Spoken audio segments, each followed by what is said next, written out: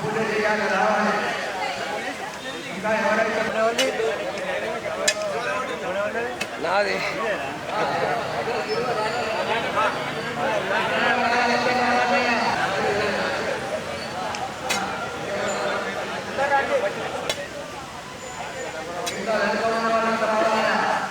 బయట కుడికి కూడా రావాలి.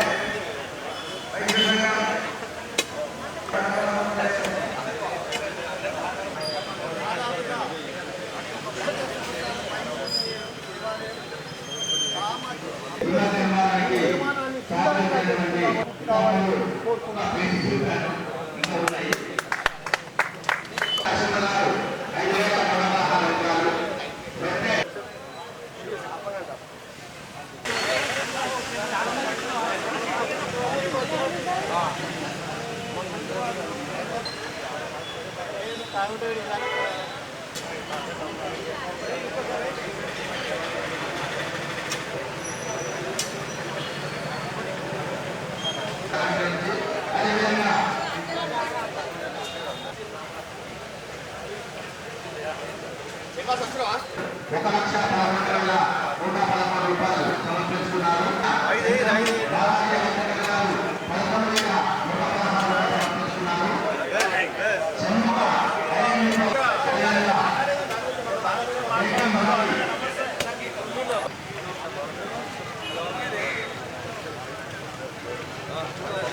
ఇప్పుడే పార్లమెంటు సభ్యులు ఇప్పుడే విచ్చేశారు. వారికి ఆలయ కమిటీ నుంచి స్వాగతం పలుకుతున్నాము.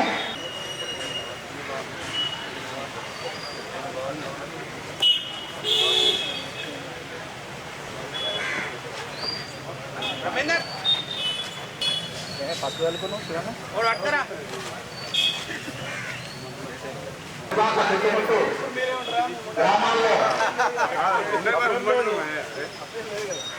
మీరే ఉంటారు కాబట్టి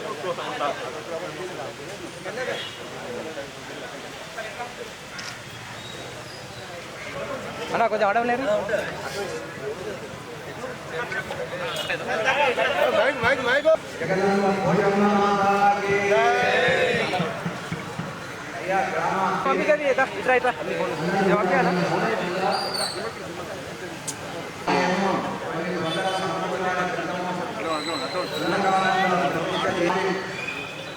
పునర్నిర్మాణం చేసి నూతన విగ్రహాలు ప్రతిష్టాపన చేసి ప్రతిష్టాపన చేసిన వారు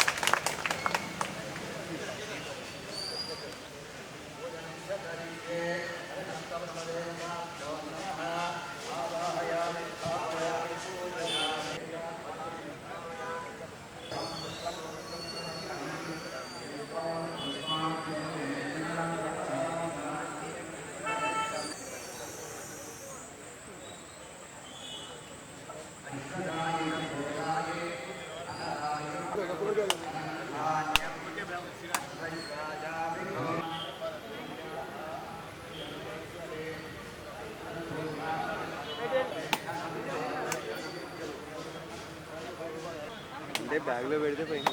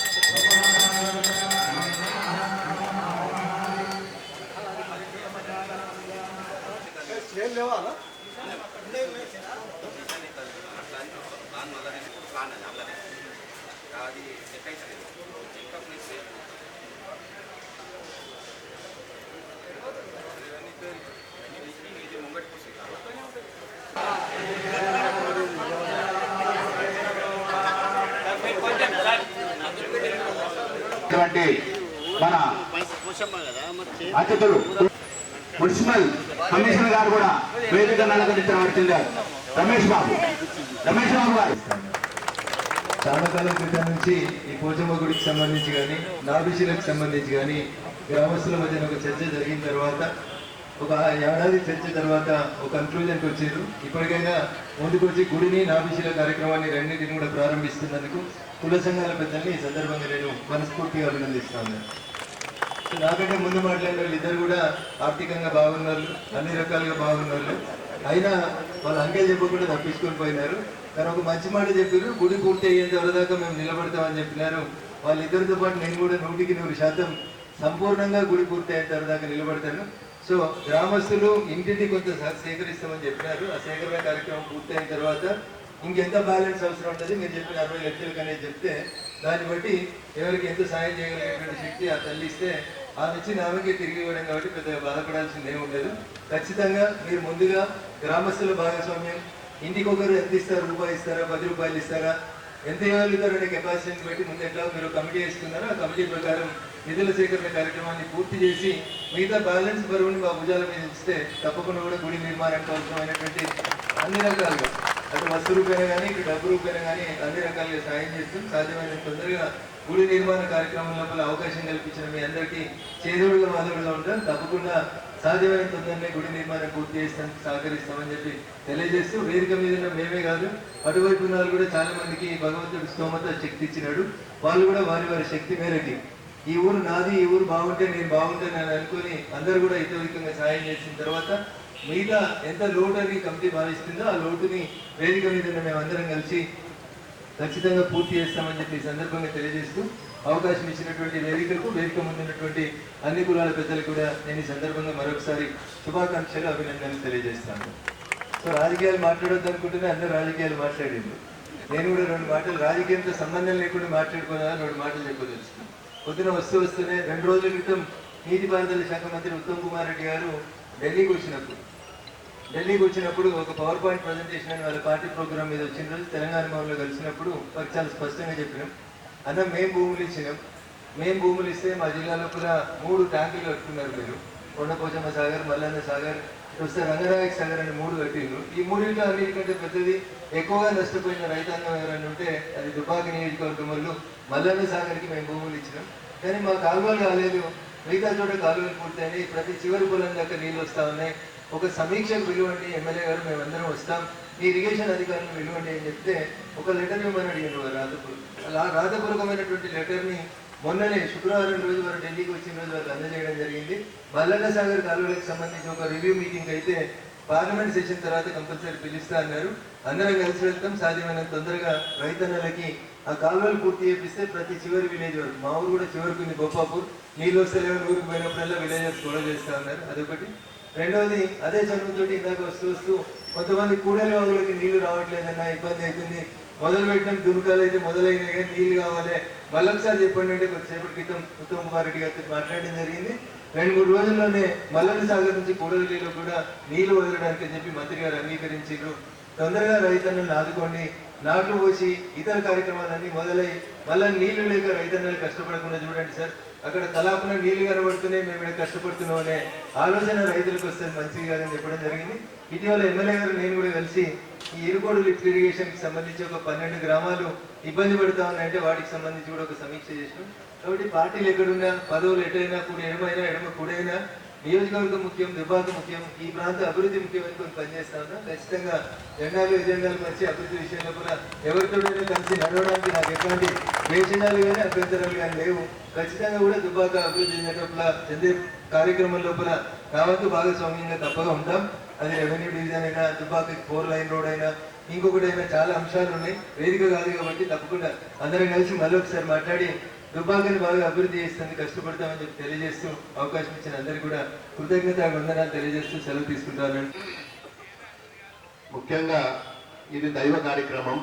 మరి దీనికి ప్రతి ఒక్కరి ఆదరణ, మరి ఆలస్యమైన అందరూ గుర్తించి ఈరోజు పోచమ్మ అనేది ఎవరి ఇంట్లో ఏ శుభకార్యమైనా, ఏ పెళ్లి చేసుకున్నా, ఇంకేదన్నా శుభకార్యం చేసుకున్నా, గృహప్రవేశం చేసుకున్నా మరి కులదైవం మరి అమ్మవారి దగ్గరికి వచ్చి మరి దర్శనం చేసుకొని మొక్కు చెల్లించుకొని మరి పోయే ఒక ఆదర్శము మన తెలంగాణ ప్రజలలో ప్రతి పురాతన చరిత్ర నుంచి ఇప్పటి వరకు నడుచుకుంటూ వస్తుంది.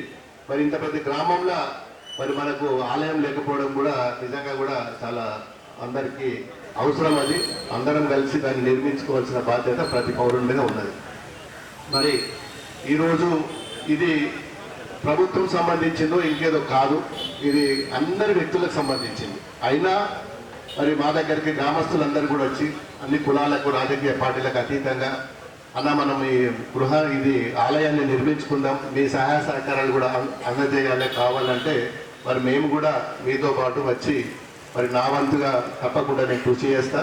మరి గతంలో కూడా వెంకటేశ్వర స్వామి ఆలయం నిర్మించుకున్నప్పుడు కూడా మరి అందరం కలిసి దాన్ని ప్రతి ఒక్కరి దానికి సహాయ సహకారాలు అందించడం కాబట్టి మొట్టమొదటిసారి నా దగ్గరికి వచ్చినప్పుడు కూడా అప్పుడు నేను ఒక 10 లక్షల రూపాయలు మరి ఆ టైంలో నేను కూడా ఇంకా నేను రాజకీయాలకు రాలేదు అప్పుడు, మరి అప్పుడు దాంతో స్టార్ట్ చేయడం జరిగింది. తర్వాత అంచెలంచెలుగా 50-60 లక్షలతో పూర్తి చేసుకున్నామని చెప్పి మరి ఆలయాన్ని నిర్మించుకోవచ్చు అని చెప్పి ఒక అంచనా ఉండే.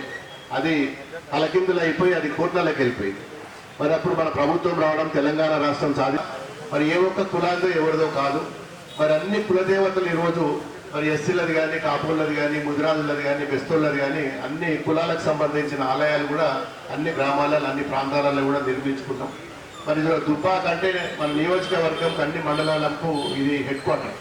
మరి ఇక్కడ నిజంగా కూడా అన్ని ఇంత శుభకార్యమైనా మరి పూజమ్మ దగ్గరికి వచ్చి మొక్కుకునే ఆనవాయితీ మన అందరికీ ఉన్నది. కాబట్టి ఈ ఆలయంలో కూడా ఖచ్చితంగా మరి మా వంతు కూడా నేను కూడా తప్పకుండా మీ అందరితో సహకరించి నాతో సాధ్యమైనంత వరకు మరి నేను కూడా సహాయ సహకారాలు అందిస్తా అని చెప్పి ఈ సందర్భంగా దుబ్బాక పనులకు కూడా నేను ఏ విషయమైనా కంప్లీట్ అయ్యే వరకు నేను చేదోడు వాదోడుగా ఉండి అన్ని విధాల ఆర్థిక సాయం కానీ ఇంకేదైనా కానీ సహాయం చేస్తా అని చెప్పి మీకు ఖచ్చితంగా నేను అభయం ఇస్తున్నా. రావట్లేదు. గతంలో ఎమ్మెల్యేలకు సంవత్సరంకు 5 కోట్లు, 4 కోట్లు, 3 కోట్లు వచ్చేది. ఈ సంవత్సరం ఒక నయా పైసా కూడా ఎమ్మెల్యేలకు నిధులు కూడా మరి ప్రభుత్వం మరి కేటాయించలేదు. మరి ఇప్పుడు అత్యధికంగా గతంలో నేను ఎంపీగా ఉన్నప్పుడు నాకు సంవత్సరంకు ఒక 5 కోట్లు వస్తుండే. 5 కోట్లు వచ్చినప్పుడు నేను సింహభాగం దుబ్బాకకేమో ఖర్చు పెడుతుంటే మరి రాజకీయ పరంగానే కానీ వేరే విధంగానే ఏదేమైనా కానీ నేను దుబ్బాక మీద చాలా కాన్సన్ట్రేట్ చేసి అప్పుడు చాలా నిధులు కూడా కుల సంఘాలకు, ఆలయాలకు కూడా ఇవ్వడం జరిగింది. మరి నా స్థానంలో మరి ఇక్కడికి వెళ్ళి అక్కడ పోయినాం, అక్కడికి వెళ్ళి ఇక్కడ లెఫ్ట్ నుంచి రైట్ అయినాం, రైట్ నుంచి లెఫ్ట్ అయినాం. రగన్నప్పుడు ఎమ్మెల్యే ఉండే, నేను ఎంపీ ఉంటుంటే నేను ఇప్పుడు ఆయన ఎంపీ అంటే నేను ఎమ్మెల్యే అయినా. ఇప్పుడు ఆయనకు కూడా 5 కోట్లు వస్తాయి. మరి నేను కూడా ఇది రాజకీయం కాకుండా మరొక ఫ్రెండ్గా, ఒక స్నేహితునిగా ఈ ప్రాంతానికి మరి వాళ్ళ నిధుల నుంచో మరి ఎక్కడికి వెళ్ళినా తీసుకురావాలని ఆయన ఈ ప్రాంతంలో మరి 7 నియోజకవర్గాలు ఉంటాయి. ఎవరికి చెప్పినా కానీ డబ్బులు పుష్కలంగా ఇస్తారు, ఆయనకు అడిగే స్వతంత్రం ఉంటుంది. కాబట్టి 1 కోటి రూపాయల వరకు మరి ఆయన నిధులు కేటాయించాలని చెప్పి మరి నేను కోరుకుంటున్నా. మరి నా వంతుగా నేను కూడా ఖచ్చితంగా చేస్తాను. మరి ఏది ఏమైనా మనకు ఎవరు కూడా ఆశామాషి లేరు. మరి మా ఎంకైనా బాగా డైలాగ్ కొట్టిండు ఇప్పటిదాకా. ఆయన తక్కువడు కాదు, బయటగట్లా కనబడుతుంది. 1 రూపాయి ఖర్చు కాకుండా ఎస్సీ 30-40 లక్షలు సొంత జేబులకెళ్ళి కూడా పెట్టచ్చు. ఆయన చిన్నోడు అనుకున్నంత చిన్నోడు కాదు, తక్కువడు కాదు. మేము పెద్దోళ్ళమే కాదు, ఉన్నంతలో మేము సోపడం చేసుకుంటాం. ఆయన కనబడకుండా సాటు దాచిపెట్టుకుంటాడు పైసలు. మరి ఆయన కూడా మరి దీనికి మరి ఎక్కువ మరి సింహభాగం అమౌంట్ ఆయనే ఇవ్వాలి, మాకంటే ఎక్కువ ఆయనే పెద్దోడు ఇప్పుడు ఇలా తెలియకుండా ఉంటాడు అని తెలిసినట్టు కనబడదు. మరి ఆయన కూడా ఇవ్వాలని చెప్పి నేను కోరుకుంటూ మరి నాకు ఇక్కడికి మరి అన్ని కులస్తులు కూడా పరిస్థితి ఉన్నది. ఒక్క రూపాయి కూడా ఇప్పటి వరకు ప్రభుత్వం నుంచి నిధులు రాలేదు. ఏ ఒక్క రోజు వచ్చి దుబాకల కొబ్బరికాయ కొట్టింది లేదా ఒక పలక పెట్టింది లేదు. మరి గతంలో ఈ విధంగా లేకుండే వాస్తవంగా కూడా. మరి ఎమ్మెల్యే నిధులు ఎమ్మెల్యేకి వస్తుండేనో, ఏదన్నా ఓ లీటర్ పెడితే ఫండ్స్ వస్తుండే, ఓ రోడ్ అవుతుండే, ఓ మోడ్ అవుతుండే, మున్సిపాలిటీకి వస్తుండే. మరి గతంలో ఎలక్షన్ ముందు 20 కోట్ల రూపాయలు మున్సిపాలిటీ శాంక్షన్ అయిన నిధులు కూడా మరి అది కూడా క్యాన్సిల్ అయిపోయింది.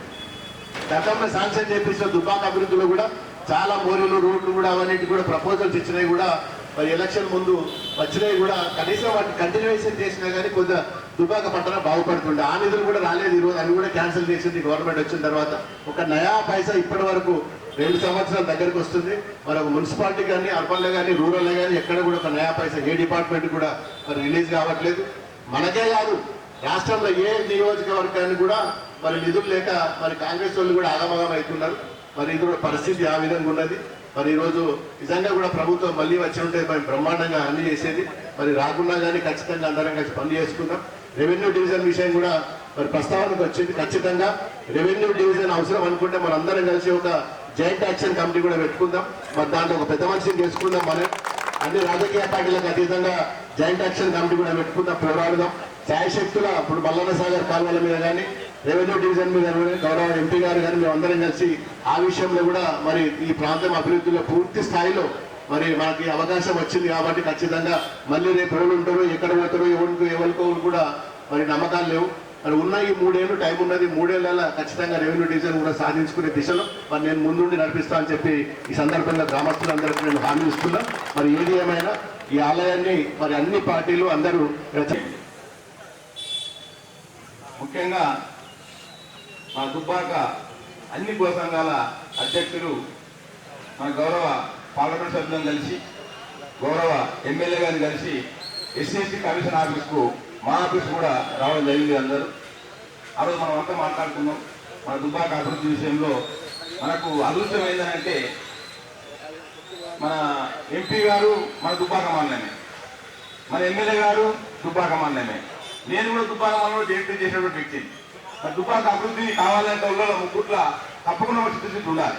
దుబ్బాక అనేది నిజంగా చెప్పాలంటే ఇలా గుంపల్లి అనేది నాకు రాజకీయంగా